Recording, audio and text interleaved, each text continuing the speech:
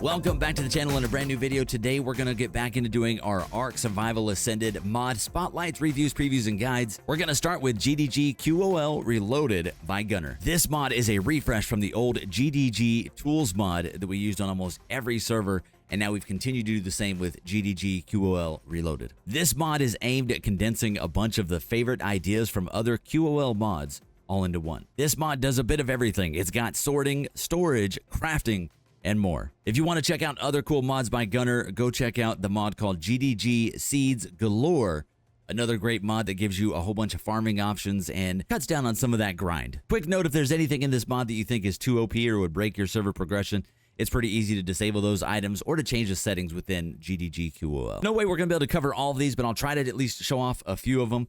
The first thing we want to show off is the starter kit. I just think this is a really useful thing. It's level 1. It is disableable if you don't like it, but you can do a little quick starter kit. This is going to give you some really good starter tools that can really help you in your journey. You've got a hatchet, pick, sickle, spear, and reusable crossbow. Love the crossbow. You can actually reuse it over and over again. Works really well. Oh, if you know how to aim. There we go. There you go. So you can just reuse it over and over. It's just a nice little way to get around the map early on.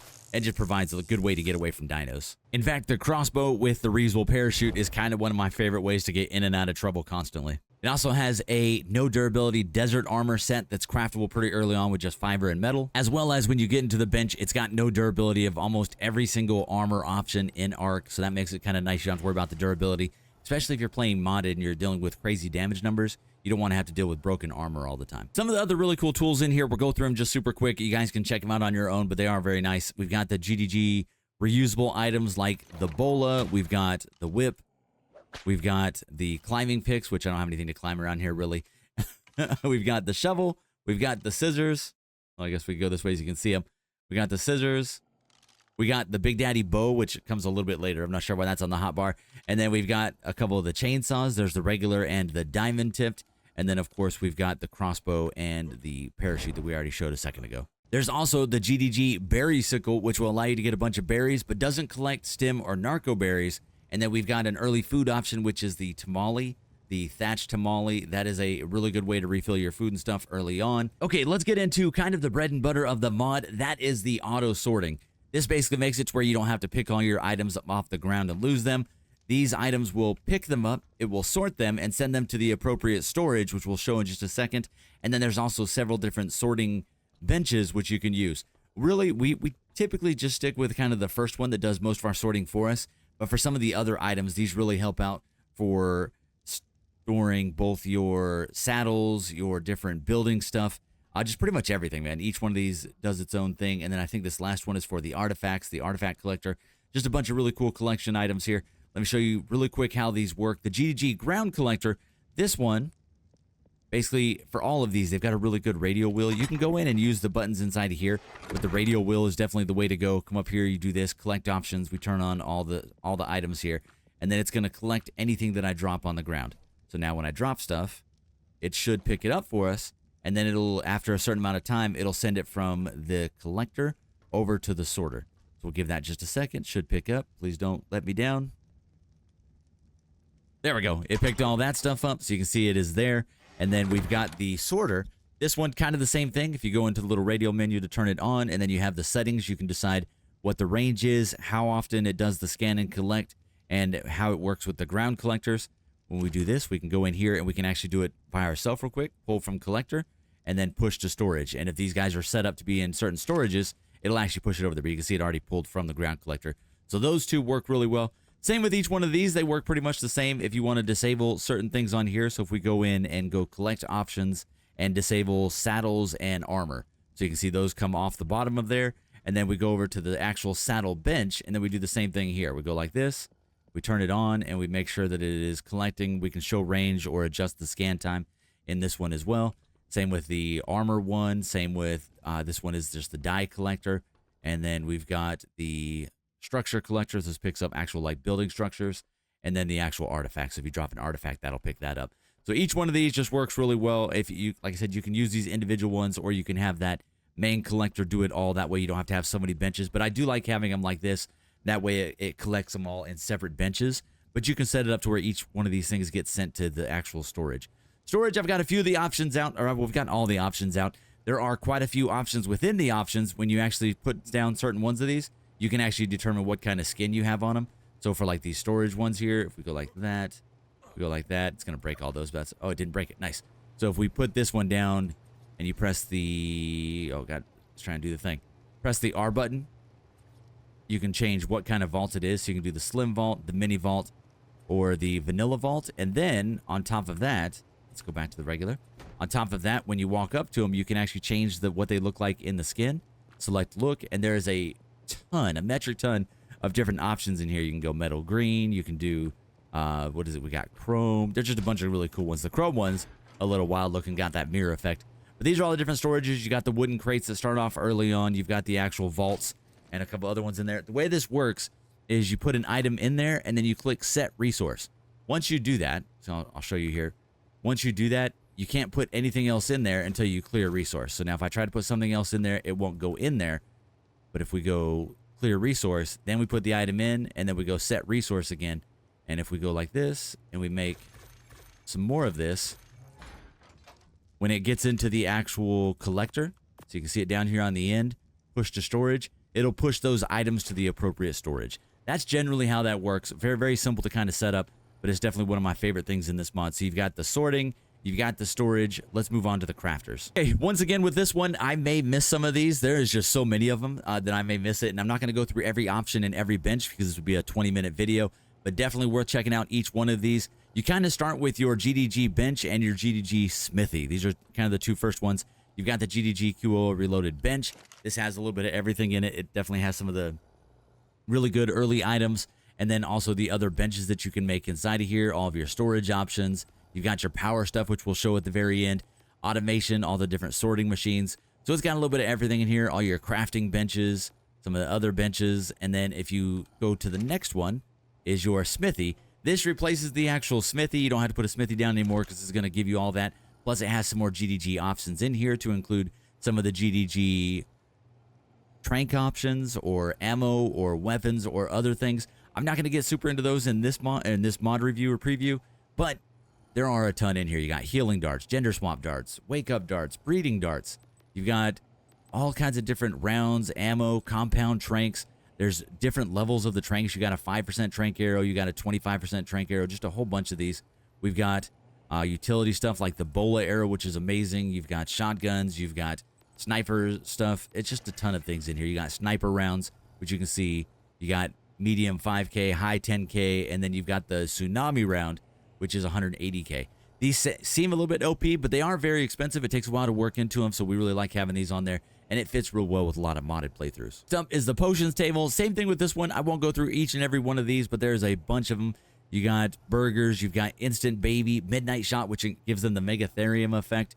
You've got Heaven's Gate, which sends your tame to heaven. No fall soup, so you don't take fall damage. Wake up juice to wake your dino up. Famine injector to drain a knocked out dino's food, so you can tame them a little bit quicker. Mind wipes, you've got healing pills. These are really nice because you got the 25% and the 50%, which do not work on the hotbar, but once you get to the 100% one, it is the cure-all. It refills your health and stamina to max, and you can use that one from the hotbar. Really good for boss fights. Next up is the farming table. This one also has a ton of stuff on it. I did lay those things out over here just so you can kind of see them. Some of the different benches and devices that go on in here. You've got your Jackal's honey pot. You've got the compost shed, which they have really cool little animations and stuff on them. I like that. And then we've got the farm collector, which does all the collecting from your plots. You can decide whether or not you want it to collect certain things like the seeds or the crops. You've got the poop maker. This is actually kind of nice because that way you can get a ton of them. You just put stem berries in here. It's going to create the poop for you. That way you don't have to have a dino sitting out for it. And then you've got the beaver box. These are the different crop plots. There are quite a few if you get into the seeds mod. For this one, these are kind of like the basic ones. But if you get into the seeds galore mod, there's a whole bunch more options. This gets expanded tenfold. Just quickly through some of the other items, we've got GDG's Bob's Tall Tales bench. This gives you some of the craftable items from the different Bob's Tall Tales stuff. We've got the QOL Reloaded fabricator. Just gives you the next step up for the GDG stuff. We've got the mortar pestle, which you can actually just use the smithy and mortar over here. So this one you don't have to have because this one you can actually make stuff like stem, we can't say words today. Stem powder, stimulant. There we go. We nailed it. stimulant, or you can do the spark powder, gunpowder, jerky powder, clay, or preserving salt. But you got that one here, and then you've got the GDG Chem Station. Give you all this stuff in here. Another device we really love from this mod is the GDG Trough. This thing basically auto feeds the dinos, so you don't actually have to put food in there. Once you get this built and put it down, it will feed your dinos automatically, so everything in the area doesn't starve to death, which if you guys watch my videos, you know that's a problem for us. We got the GDG ACs. We've got over here the bed, the fishing chair, and the flush box. Moving down the line, there, like I said, there's a lot that we could get further into each one of these. There's a lot of really cool things within the mod. Like I think one of the cool things that we didn't really talk about much is the GDG grinder.